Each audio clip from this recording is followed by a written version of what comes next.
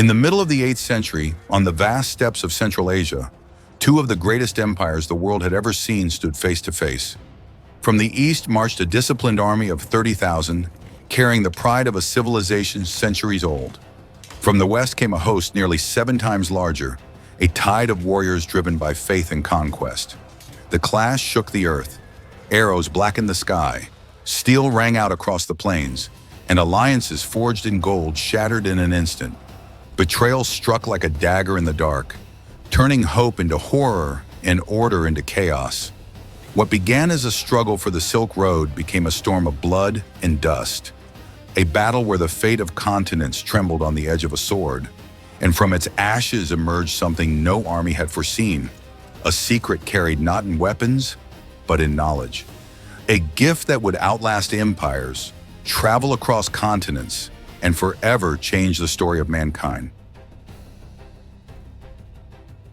In the middle of the 8th century, Asia stood at a crossroads.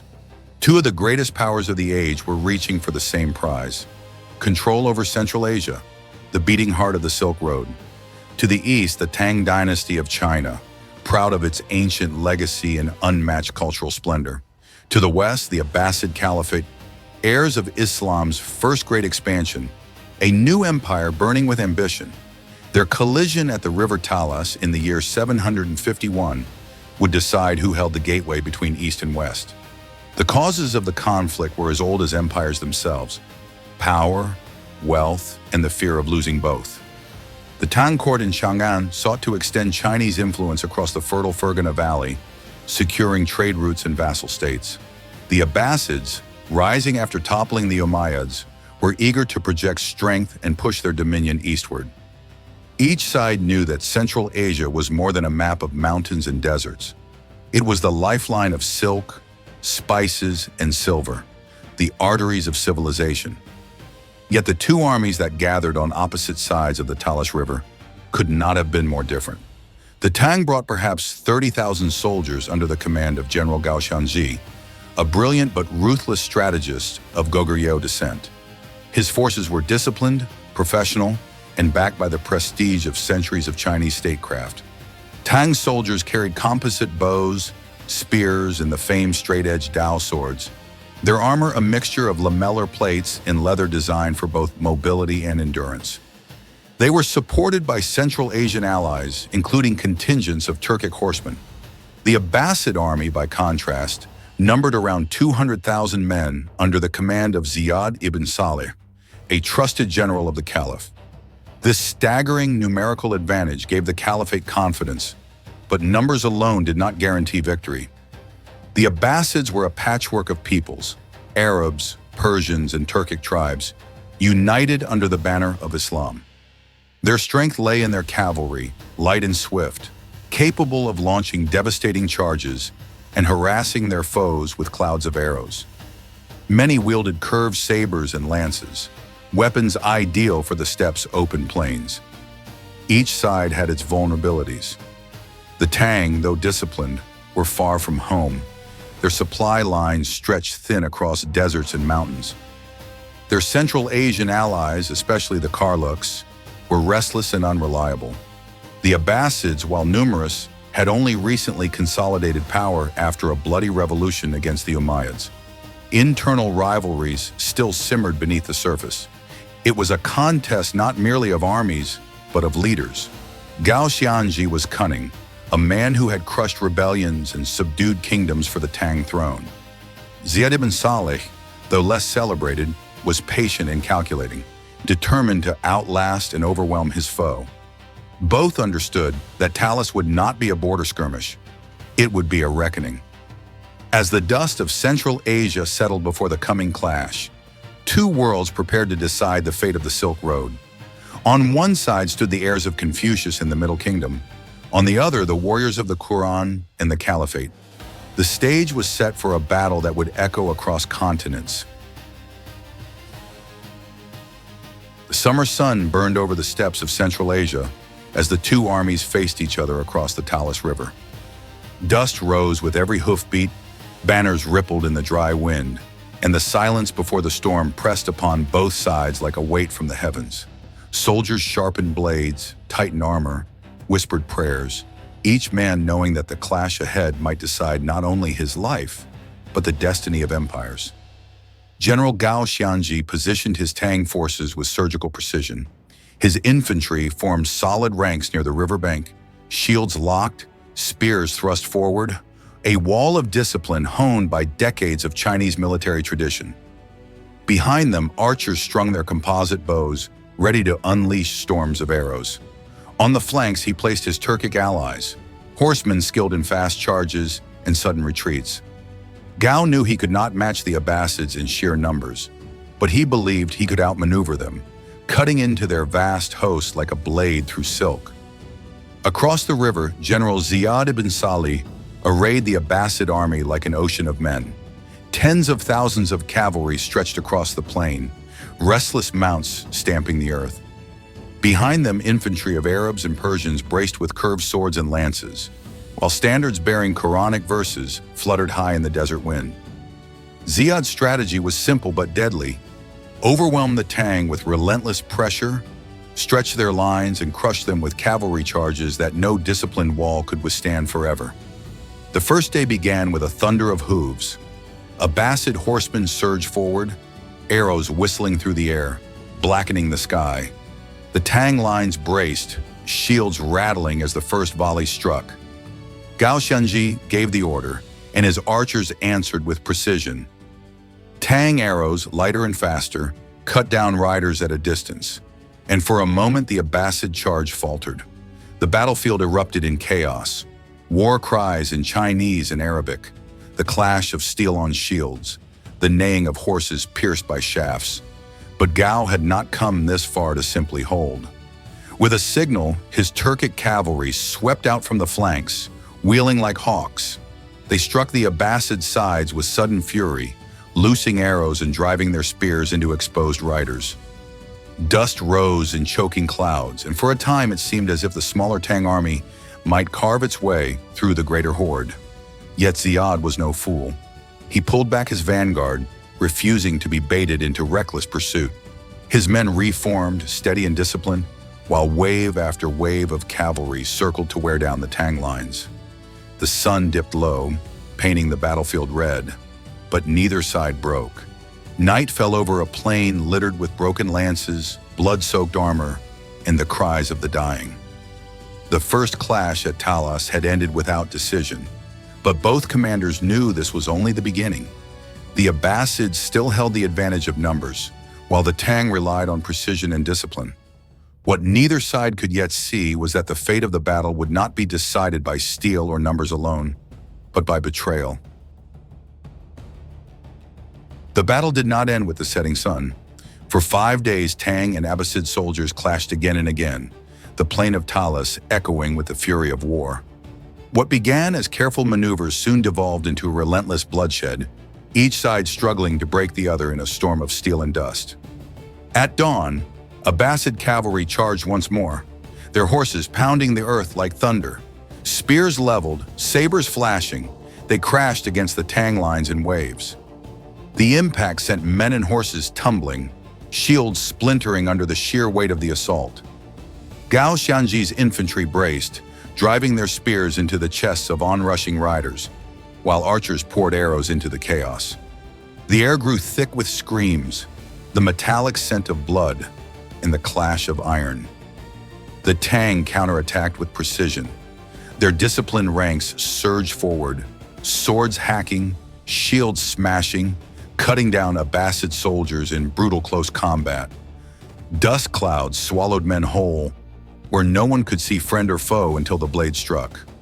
Horses screamed as arrows pierced their flanks, throwing riders into the melee, where Tang swords rose and fell in a rhythm of death. On the flanks, Turkic allies of the Tang darted in and out, loosing arrows while evading the Abbasid charges. They harassed the enemy with lightning strikes, chasing scattered riders, only to vanish before the counterblow. Yet the Abbasids pressed on, their endless numbers driving the Tang back step by step. By the third day, the battlefield was a nightmare. Corpses littered the ground, armor glinting in the sun, rivers of blood soaking the sand.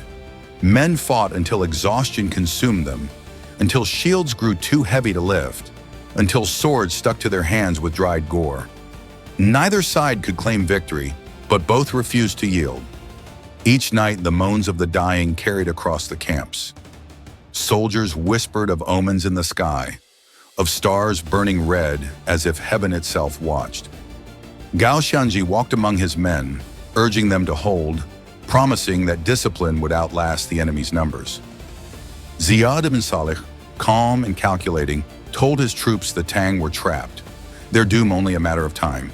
And so the struggle dragged on, every clash more savage than the last. Men were cut down in desperate charges, hunted across the plain, trampled beneath hooves, or skewered on lances. The plain of Talas was becoming a graveyard, but neither Gao nor Ziyad would retreat. The fate of Central Asia demanded nothing less than total victory. By the fifth day, exhaustion gripped both armies, yet neither Gao Xianji nor Ziyad ibn Salih showed signs of retreat. The battlefield at Talas had become a furnace where men were consumed like kindling. But beneath the clash of steel and the cries of the dying, a secret current stirred, one that would decide the fate of the war. Among Gao's forces fought the Karluks, a powerful Turkic tribe allied to the Tang. They had been restless for days, their loyalty bought with promises and gold. Yet their chieftains had long resented Chinese rule and watched the battle with cold calculation. Now, with both sides bloodied and weary, the Karluks chose their moment. At midday, as Tang infantry braced against another Abbasid cavalry surge, the Karluks turned. With a sudden deafening roar, they wheeled their horses and struck, not at the Abbasids, but at the Tang rear. Gao's men reeled in shock as their supposed allies drove spears into their backs, loosing arrows into the crowded ranks. Confusion tore through the Tang lines, discipline shattering like glass under the hammer of betrayal. Ziyad seized the moment. With a command, Abbasid cavalry thundered forward, this time with renewed fury. They crashed into the front while Karluks savaged the rear, and the Tang army found itself crushed between two relentless forces.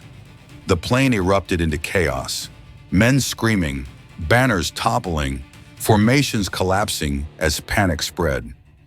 Gao Xianji fought desperately to hold order. He rode along the lines, shouting commands, rallying pockets of soldiers to form shield walls. His personal guard hacked a path through the melee, cutting down foes with grim determination. But the tide was unstoppable. Where once the Tang had stood firm, now they were surrounded, squeezed from all sides by horsemen who showed no mercy. The Abbasid cavalry cut through the Tang flanks like scythes through wheat. Riders pursued fleeing soldiers, cutting them down in a frenzy of sabers and lances. Horses trampled the wounded, screams drowned in the roar of battle. The air was thick with dust and blood, the ground slick beneath the boots of desperate men. For Gao, the realization came like a blade to the heart. His army was no longer fighting for victory, it was fighting to survive. What had begun as a contest of empires had turned into a slaughter. The Tang banners, once bright against the sky, now lay torn in the dust of Talas. The slaughter at Talas reached its breaking point. The Tang lines, once proud and unyielding, buckled under the twin assault of Abbasid cavalry and Karluk betrayal. What had been an army was now a desperate mass of men fighting in fragments, each pocket surrounded, each soldier clinging to life in a tide of hopeless fury. General Gao Xianji refused to abandon the field. He rode among the chaos, his voice hoarse from shouting, urging his men to stand, to fight, to carve a path through the tightening noose. His guards fought with grim resolve, cutting down enemies as they shielded their commander. But even Gao could not reverse the tide. Wave after wave of Abbasid horsemen crashed upon them, driving the Tang deeper into ruin. The Karluks showed no mercy. Former allies struck with savage glee, hunting down fleeing Tang soldiers, loosing arrows into their backs as they tried to escape. The betrayal was absolute, and it shattered what remained of Tang morale. Panic turned into rout. Men dropped shields, abandoned formations, and fled across the plain, only to be cut down by lances or trampled beneath hooves. Reports tell us that nearly two-thirds of Gao's army was annihilated. Tens of thousands lay dead or dying, their bodies carpeting the battlefield beneath the merciless Central Asian sun. Those who survived often did so only to be captured, dragged away in chains to foreign lands. Gao himself managed to escape with a fraction of his force, retreating eastward through mountains and deserts, carrying with him the bitter knowledge of defeat. For the Tang Dynasty, the loss was catastrophic. Never again would China project its power so far into Central Asia. The dream of dominance over the Silk Road had died at Talas. On the Abbasid side, the victory was total. Ziyad ibn Salih stood over the plain of the fallen, his banner flying above a field of silence, broken only by the moans of the wounded. The caliph's dominion had triumphed, and Central Asia would now tilt toward the west. But Talas was more than victory or defeat.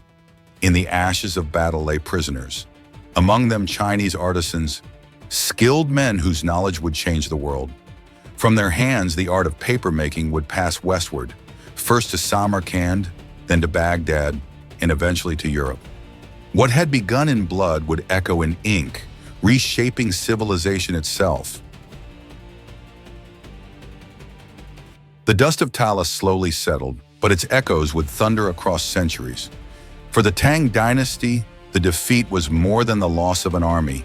It was the end of an age of outward expansion. China turned inward, its ambitions in Central Asia broken. Though the Tang would continue to flourish culturally, the empire's western frontier never recovered the influence it once held. The dream of commanding the Silk Road had slipped forever from their grasp. For the Abbasids, Talas was a triumph that secured their dominance in Central Asia. The Caliphate now stood as the undisputed power of the Islamic world, with its banners carried across Persia, Mesopotamia, and into the heart of the steppes.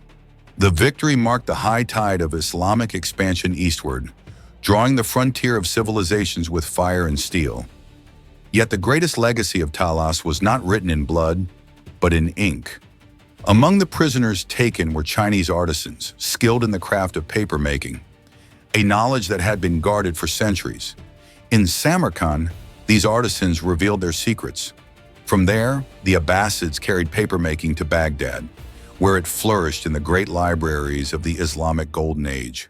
Books multiplied, scholarship expanded, and knowledge began to circulate on a scale the world had never seen. Centuries later, that same technology would reach Europe. The paper born of Chinese ingenuity and carried westward through conquest would fuel the Renaissance, the Reformation, and the scientific revolution. The battle that began as a clash for control of the Silk Road became the spark for a revolution in human thought. Talas, then, was not merely a war between East and West. It was a turning point in the history of civilization. On that sun-scorched plain in Central Asia, empires rose and fell, blood was spilled and banners torn, but something endured.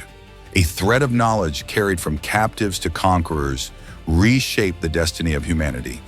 And so, the Battle of Talas remains a reminder. Empires may fight for power and territory, but the true legacy of history often lies in what survives the battlefield. The ideas, the inventions, the silent gifts carried forward by fate.